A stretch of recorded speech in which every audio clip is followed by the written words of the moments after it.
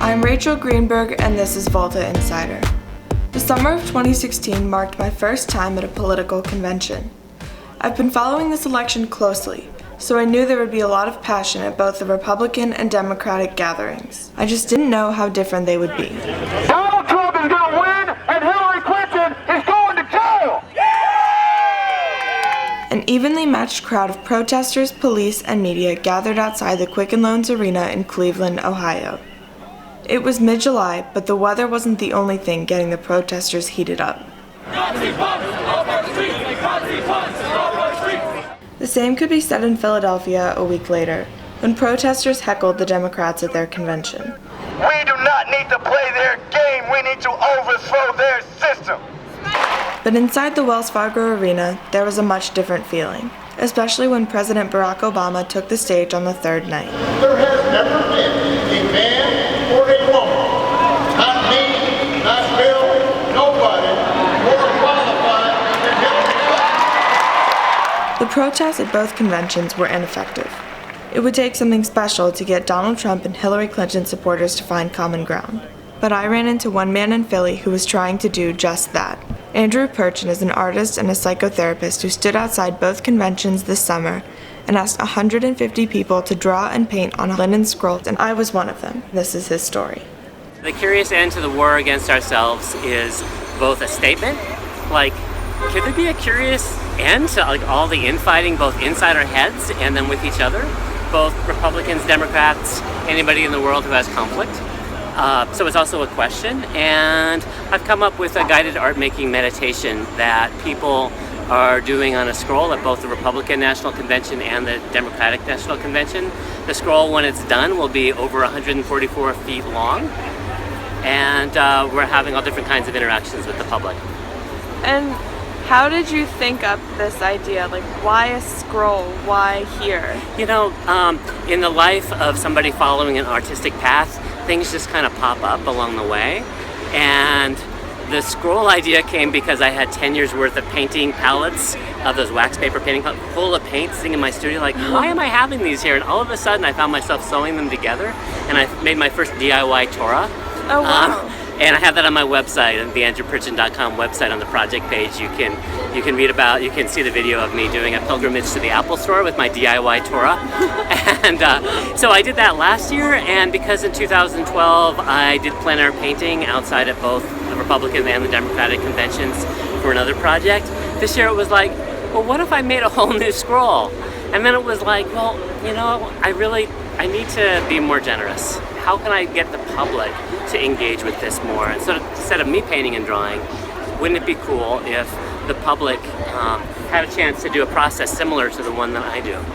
So here comes the scroll, rolling in the big wind. We're gonna have some thunderstorms this afternoon to keep it very biblical. And so, yeah. And what has the reaction been thus far? Well, I could talk probably for many hours already thus far about what happened at the Republican National Convention, let alone here just in a little period of time we've been out in the streets. I would say that just about 100% of the people who try it out end up reporting that they feel calmer from doing the calm part of the dance. We have a part about exploring judgment, about not looking at the scroll, moving your arm and hand, and picking out colors that express your feelings around what's in front of you. And as people are doing that, some people really get into it, and some people report that they'd be more relaxed and have an easier time having conversations with people they disagree with from it. And then we get the whole range of humanity trying this out, or just kind of going, what's that? And getting engaged in various different kinds of ways. And in terms of reception at the Republican convention versus the Democratic convention, is there a difference there?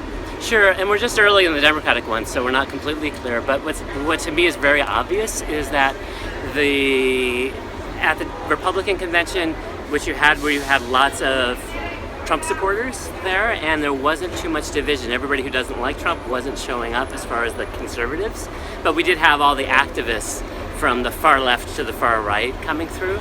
Here it's different. Here I'm feeling more tension between some of the Hillary people and the Bernie people, and my goal, one of the things I really want to see happen in the next couple of days, is to have side by side somebody who's got strong feelings from each part of the Bernie and the Hillary bit, to see how the art making might help calm them so they can become better listeners towards one another. I don't expect people to agree. This is not going to change people's minds, but I want to help change people's hearts. Yeah, so this is some example. In fact, if you want, I can roll out some from the Republican convention. We're going to be doing some bipartisan scrolls. So right now I'm starting out with the blank to get a bunch of Democrats on it, and then midday tomorrow, Wednesday, I'll pull out the bipartisan ones. I see. And so I'm going to give an example right now of the guided meditation. Just a little brief thing. So we're doing some things really differently. So I'm asking people to start by closing their eyes and to hold their hands still while experiencing gravity. So I'm just moving from my ankles. You'll notice I'm even looking at you, and I'm not even doing anything, because I'm going to close my eyes. And I'm feeling what it's like to me in my body in this moment. Because we're all blessed in this moment to be able to feel what gravity is like for us and what it's like to be in this body. So that's step one. And step two is feeling the water and calming with water. And watching how the material can spread. And it just provides this nice soft spread stuff. And it's just going to feel really soothing, particularly on this hot day amongst all the frenzy, to really relax inside. And then the next step would be is to look out in the world and see if there's anything I judge out here, and honestly, and see if I can connect with humanity at the same time as having judgment. So it's kind of a strange thing. And the judgment doesn't have to be political. All of us have opinions. Sometimes we don't like a particular color, we don't like a particular light, sometimes something smells to us. Some people love blue cheese, some people hate blue cheese. So judgment can be political or not political. And in the moment, I'm trying to see it. I'm somebody who's a little sensitive to sound, so I'm going to respond to sound for a little bit. It's not too loud right now either. But just to be real, there's something just to be real about what's going on. And everybody has their own way of expressing judgment in colors that feel accurate. For some people, I'm noticing that there's a lot of verticals and horizontals, and also the idea of pushing about how frustrating it is to be heard would be another judgment, I would say. I'm hearing a lot of frustration out there,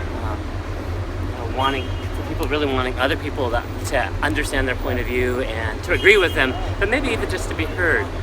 So that would be an example of the process. While at the Republican convention, we have this wonderful sea of humanity coming by us at the same time, and we might set up at some different locations here to see if we can get that. We lucked out at the Republican convention, an amazing location. Wonder Bar. Yeah, right. And was there anybody particularly interesting that stopped by? There were so many interesting people. My favorite people were. It's funny. My cousin and Adam found this guy in the gray suit, and he said, "That's the mayor of Cleveland." It wasn't the mayor of Cleveland, and which is fine. And it was this guy in this gray suit, and he was the perfect person for this. And the fact that he even did it, but just to say, I want to just be real. This kind of, he picked a gray color like his gray suit. I don't know why. Maybe he picked the white. I don't know. Maybe it was this color. And he did this. He started with the process, and then he had to sneak in Trump. And it was kind of like, okay, I got it. But for you to go that far was amazing. There was another Republican delegate from California who told me some of his life story, which I won't say here because I felt that was private. But he had never painted and drawn in his life that he could remember. And I asked him if he has a bunch of siblings, and he remembers his younger sibling doing it. And it was just amazing to see him relax with it. So for me, those were more exciting. There's all these kind of artist types who get right into it. That's nice, that's great, I love us, but I'm trying to these people who've never done it before, that's exciting, particularly people who all of a sudden go, wow, oh my gosh, this fun and delight. It was like this man's face was lit. He had the big belly, the big suit, and was on his way in there for the Trump rally at the convention center. So he was perfect. It was so nice. Have you ever done this in a setting that wasn't political? This particular project is new, and I plan on doing it in places where there's conflict. And I've done processes like this let's say with social workers who are burnt out, to help them reduce their level of burnout. I've done that process. And this is kind of a version on a theme of that. I've done that multiple times in school settings and social service settings and that kind of thing. My hope is to take it to some other areas where there's been violence and grief, and on both sides, and to be able to work with both sides.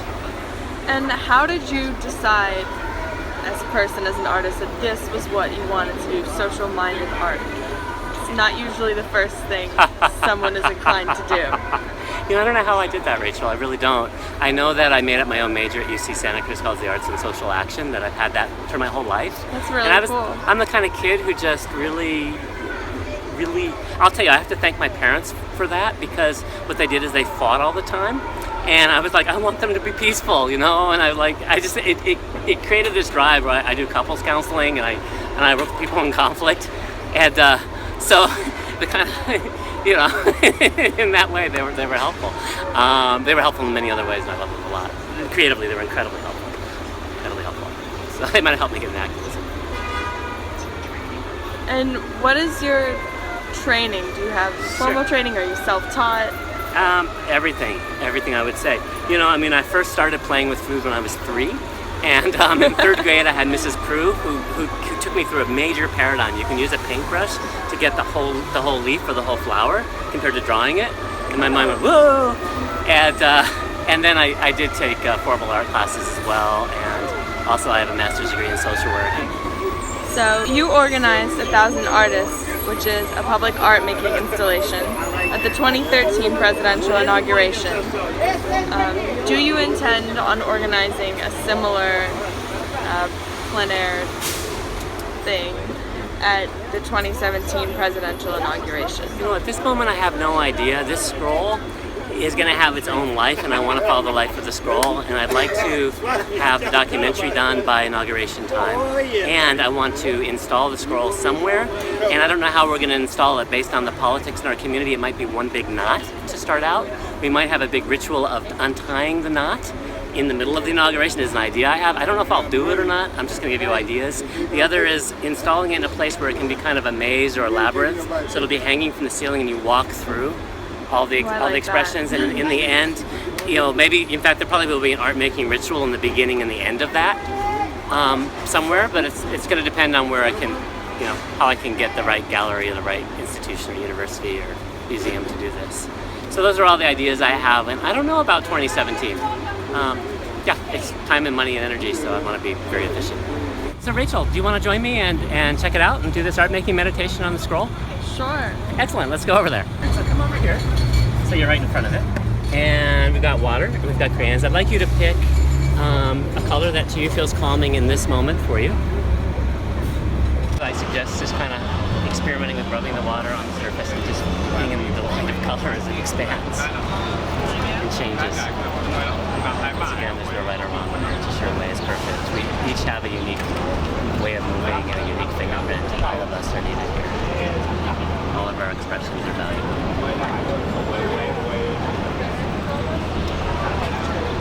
Sometimes we're coming through here and there's big loud people, sometimes it's quiet.